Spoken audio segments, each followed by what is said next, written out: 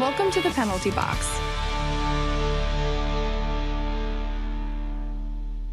Hello, everybody, and welcome back to the penalty box. I missed you so much. We have just had a crazy time. I don't even know where to start. I mean, first of all, last night, PWHL Minnesota won the first ever Walter Cup, and they took it home. So congratulations to them. That is so incredible. I just feel like we had to start with that because that is literal history. And something I think is so sweet is that the Boston crowd was chanting, like, thank you, Boston. You know, we're obviously sad to see Boston lose, but at the same time, it's such an incredible moment. I think everybody was just happy in the end. I mean, obviously, people were sad, but you know what I mean. Anyway, we are moving on to our playoff updates. We are currently, as I am recording this, we are in the West Coast and East Coast Conference Finals. So on one end, we have the Dallas Stars versus the Edmonton Oilers, and they are currently tied. And then also tied are the Florida Panthers and the New York Rangers. So all across the hockey world, everyone is stressed. Everyone is so stressed. We are getting to the end of the postseason, which is sad, but I'm still going to be here, so we're still going to talk about things every single week, so don't worry. We're gonna make it through the off season.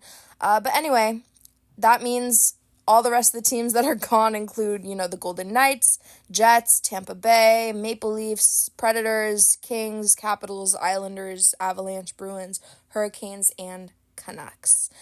And next week, I think we're going to start talking. It's either next week or the week after. We're going to start covering the Stanley Cup. I want to do like a deep dive into that as it's happening or after it happens. If you don't know what I'm talking about, you have to check our Instagram.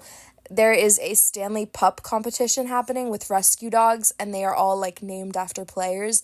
And it is the cutest thing, and the casting of the shelter dogs is insanely adorable. We also kind of covered it on our Twitter, posted some cute pictures of the pups. So trust me when I say you will not regret looking into the Stanley Cup competition. But don't worry if you can't right now. We're going to have more posts about it, and I'm going to talk about it when it happens.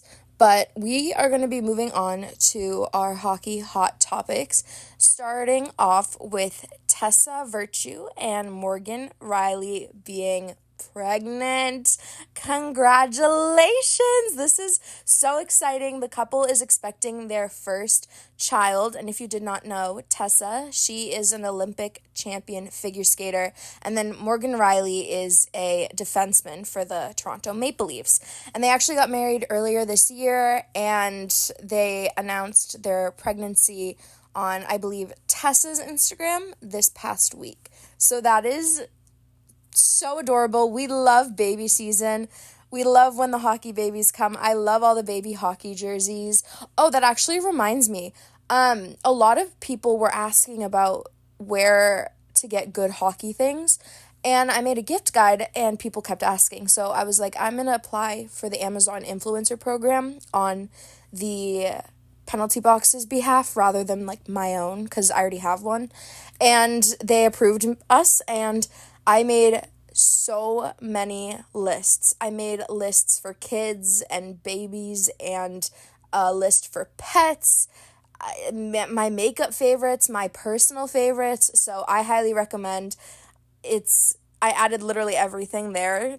So, sorry, just got a little bit distracted. Anyway, back to our hockey hot topics. The next one is that Will Smith is signing with the Sharks. Fun fact, me and Will Smith actually share a lot of mutual friends because we're both from the same area, obviously, and I'm pretty sure he went to like high school with a bunch of my friends, and obviously college. But Will Smith was named the 2023-2024 Prospect of the Year, and he actually just finished his freshman season at Boston College, and he led with 71 points and 46 assists, and he even set a scoring record for BC, which is Boston College. So congratulations to Will Smith, but the San Jose Sharks general manager, his name is Mike Grier, he actually said, quote, "Will is a dynamic and exciting young center, and we are thrilled to have him join the organization after an impressive season with Boston College. We felt that this is the next best step for his development to becoming a full-time NHL player, and we are looking forward to seeing him compete at the highest level of hockey." End quote. So that is a huge step. It's going to be so cool seeing him play. And let me tell you, it's been weird. It's getting to that time. I'm 21, for those of you who don't know. I just turned 21 in March. And it's getting to that time where people I know and, like, people I was friends with or am friends with or, like, my friends are friends with, like, are all going to the NHL or getting drafted. And it's so stressful. Like, I am so stressed for them. One of my closest friends, actually, don't quote me on this, he might get drafted. He has to come on the podcast soon. I have a lot of people I want to bring on the podcast, but I still don't have a mic. Sorry, guys. Anyway, there have been so many coaching changes happening around the league, and if you are new to the hockey scene, you may not know that. So during the offseason, a lot of changes happen. A lot of players leave, a lot of players come, a lot of coaches get fired, a lot of coaches get hired. There's a lot that changes during the offseason, so these hockey hot topics, a lot of them are going to, like, revolve around hiring, firing, and trades. But we're going to move to the Kraken hiring, I believe his name is Dan Belizma. I'm so sorry, I'm definitely butchering that. So I'm just going to call him Dan. But this comes after they parted ways with Dave Haxtell. And Dan, their new coach, I'm sorry, I'm just calling him Dan, he won the Stanley Cup back in 2009 and coached the Penguins back at the time. But he hasn't coached in the NHL since the 2016-2017 season, where he coached the Buffalo Sabres. And he is coming into the NHL after coaching Seattle's AHL affiliate team, and they are called the Coachella Valley Firebirds, and he was working with them for the past 2 seasons. Congratulations to the Kraken, Dan, all your fans. It's always nice to have a new coach, so good luck to you guys. The next hockey hot topic is Boston versus Minnesota, the Walter Cup final. Our team was there once again. We actually got to go on the ice after and talk to some of the players. It was incredible. I mean, we got to witness and live through the first ever PWHL title, and let me tell you, guys, you will not believe it. Okay, sorry, I just had to cut because I got a spam of texts from a bunch of the girls that I work with on the penalty box team. Sarah Nurse just she just commented and reposted our post. Oh my god, right as we're talking about the PWHL, I'm shaking. That is so cool. That is so cool. Thank you, Sarah Nurse. Okay, I'm so sorry. I was trying to talk about how, even though the team I personally was rooting for didn't win, it was an incredible... Do you hear the yard work outside? It was an incredible experience. It was electric. I think everybody had fun. It was kind of one of those games where it's like, I'm happy. Whoever wins, wins. Haha. You know, like... I'm sorry, I'm like so dazed right now. I have to go look at the comment again. Hold on. I'm so sorry. I'm back. That was insane. That's so cool. It's just so cool being recognized for your accomplishments, and we are so thankful for every single player, videographer, women in sport, man in sport, whoever you are. If you support us, we are so thankful for you. But it is so cool to see somebody we are posting directly about see it and like it and repost it. It's very validating. Anyway, we're going to move on to the next hockey hot topic because I'm not leaving you guys, don't worry. And it is that Anders Lee won the King Clancy Memorial Trophy. And if you're a hockey newbie, there are so many awards and trophies and titles and all these different things, and they can be confusing, and I think we're going to have an episode on that coming up. I want to have it around the time of the NHL award ceremony, so keep your eye out for that. But The King Clancy Memorial Trophy is given to a player who best exemplifies leadership qualities on and off the ice. And let me be completely honest with you.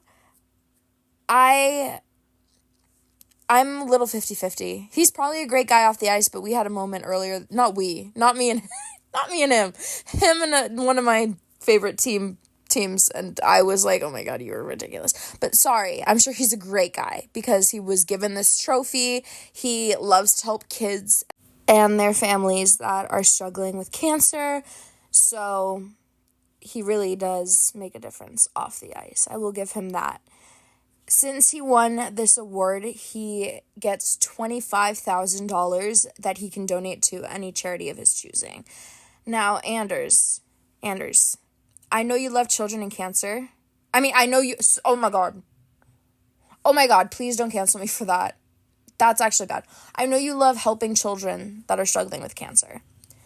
But if you are listening to this somehow, maybe try donating as well to endometriosis foundations or causes. We don't have any research founding. I struggle with endometriosis. That's the surgery I got. And we have no funding. On average, it takes 7 to 12 years to get diagnosed. It is hell. And it's in the, I believe, top 10 most painful conditions along with cancer. That's a little bit of a side tangent, but if there's any player listening and they're like, I don't know what to donate to, I can't pick, endometriosis. Also, the garbage trucks are coming by and it's really annoying, so sorry for that. But Anders Lee has been nominated a total of 6 times for this award, and he's the 3rd New York Islander to have won it. So congratulations, Anders Lee, for winning the King Clancy Memorial Trophy. And with that, we're going to move to the other New York team, the New York Rangers, and we're going to talk about about Blake Wheeler, who we actually covered a while ago, actually, when he got injured. He was injured in February, I believe, and I remember writing a whole deep dive post about it. It was pretty bad. He got this leg injury and he couldn't play for obviously a bunch of months. And he still went to playoff games and cheered on his team. And I think a lot of people have seen this go viral on the hockey side of the internet. It is so sweet. Genuinely, I think if I had to pick a Ranger, and you guys know at this point, I'm not a big Ranger girl, it would probably be Blake Wheeler.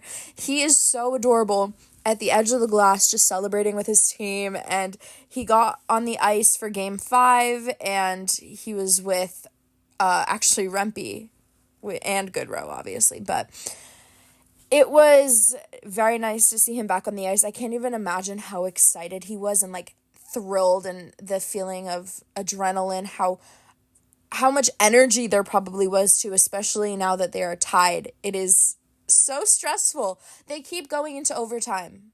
Oh my gosh, these playoff games are ruining my sleep schedule. From the future, obviously, we know they did not win, unfortunately, because, well, I don't want to say because. It's not because. But Blake Wheeler did get a penalty, and it was for hooking, so he was in the penalty box for 13 seconds, and then the Panthers scored, and they won the game. So it's not his fault. I want to restate that. It's not your fault, Blake Wheeler. I love you. I am your defender. I am a Blake Wheeler defender. That's the only time you're ever going to hear me say anything positive about the Rangers. That's why I paused. I'm going to give you guys a second to take that in. Anyway, I feel so bad because I always feel bad for the person that gets blamed, which it's normally the goalies and stuff. I don't know. It sucks. But he actually spoke out about this, and I hate this. It's so sad. But he said, quote, I've replayed it a million times between last night and this morning, and I own that play. I talked to Igor about it after and asked him if he would prefer me to just let him take that look. If there's anyone I trust to make that save, it's him. But if I had to do it all over again, I'd do the same thing. Hindsight is 20/20. You never know, right? He might make a big save or not. Let him go and he score versus putting them on the power play and maybe we stop them. Tough situation, but like I said, I own my actions, and I think I would have done it all over the same way. End quote. He is so well-spoken. Like, that is such a mature and kind and caring response, because so many people would be like, yeah, I would have done it differently, man. I shouldn't have done, I should, but he was like, no, I own my actions. I made a little mistake, a little oopsie. It's not Igor's fault. And I really give him brownie points for that, because, here at the penalty box, we love to give credit where credit is due when people take accountability of their actions, when they, not that he did anything wrong, but I just mean in general, when we talked about, who was it? The coach that made the comment about the skirts and how he took accountability about that. We love that. And not that, we love seeing the accountability be taken. I am not good at English today. Also, I have to head out to an appointment soon. So we're going to finish this. Ooh, cracked my knuckle. We're going to finish this hockey hot topic, and then I'm going to go to my appointment. I'm being so real with you guys in this episode. And then I'm going to come back, and we're going to talk about our Hockey 101 topic, which actually today is one of the kings of hockey and a name you should know, but I'm not going to tell you who yet. Anyway, right now, like I said earlier in the episode, the Rangers and the Panthers are tied 2-2 in the series, and Game 5 is tonight. I'm recording this Thursday, May 30th. I have no idea who's going to win. I'm going to be completely honest with you. I'm going to be so honest with you. I was rooting for the Panthers because you know me and my lore, and if you don't, I'm sorry. But I'm not a Rangers girl. But Blake Wheeler is so sweet, and I feel like he deserves to have a chance at playing. Like, it feels so sad if he got this ripped from him so soon. But then at the same time, it's like, he's not the only person to think about, so may the best team win. I don't really care. I mean, I do care, but obviously, if you have your favorite teams, you know how it feels when neither of them or none of them or whatever, nobody's in the playoffs or one of them got eliminated. You just don't have the full grasp that you would. But anyway, sorry if that made no sense. The Hockey 101 topic that we're going to be talking about is, drumroll, Wayne Gretzky, and he is such an important person to know, and I am actually very excited to deep dive into him, so I will head out and be back. All right, I am back from my appointment. Hello, everybody. Here at the penalty box, we have been so inspired by all of the records that have been broken this year by the NHL, the PWHL, everybody. It has been a year for hockey, and if you guys are new here, you don't know that part of this podcast is teaching people about hockey, whether it's the rules or about very well-known players or traditions or superstitions or lore, like any of that, it's all covered here. So we thought it was about time we talked about Wayne Gretzky, and I'm pretty sure I have covered him in a now archived episode, but we are going to actually be doing a deep dive into him today, which I'm very excited about. He is considered to be the greatest hockey player of all time. He is insane. He's insane. But we're going to talk about his stats, accomplishments, little fun facts, his journey, and before we do all that, obviously we have to go all the way back to the beginning. Wayne Gretzky was born in Ontario, Canada on January 26th, 1961. Right now, he is actually 6 feet tall and weighs around 185 pounds, and you're probably like, Mia, why do we care? It matters in the hockey world. It all matters in the hockey world. He is known for having incredibly amazing vision and just making awesome plays. He also has created so many records. Some fun facts about him are that he is actually left-handed, and a little crazy fact is that he was never drafted. He actually entered the NHL as an undrafted player, and we're going to talk about that a little bit later. But during his career, he actually played for the Edmonton Oilers, the LA Kings, St. Louis Blues, and the New York Rangers. So maybe there are a couple of Rangers I do like. Just a couple, though. His final season was in 1998 and 1999. It was with the Rangers. He played 70 games, scored 9 goals, and added 53 assists for a total of 62 points. Despite a negative 23 plus minus rating that season, he still showed that he is a strong player. He's a strong person, and he is meant for this. And to really appreciate Wayne Gretzky and his talent and his skills, we have to look over his career numbers. He has played 1,487 games and has scored 894 goals without assists. Oh my God, the garbage trucks are back. With assists, he has scored 2,857 points, which means that he has had 1,963 assists. His career plus minus stands at plus 520, which is insane. It's literally insane, and it just shows his dominance on the ice. I mean, he is the highest scorer. The next highest, number of career points is by, I can never say his name, but Jaromir Jagr, I believe. He had 1,921 points. So he was getting there, but he didn't beat Wayne Gretzky. We're going to take a closer look at some of his standout seasons. In 1981 and 1982 with the Edmonton Oilers, he actually scored 92 goals and 120 assists, which totals to 212 points. He ended that season with a plus 80 rating and then followed that season up the next year in 1984 by scoring 87 goals and adding 118 assists for 205 points with a plus 78 rating. And I mean, these are literally just a couple of examples of his peak performance years. This man was incredible. So incredible. I highly recommend watching like a highlight reel or a documentary about him. He is so interesting. Now, there are some players that do better in the regular season and some that do better in the off season.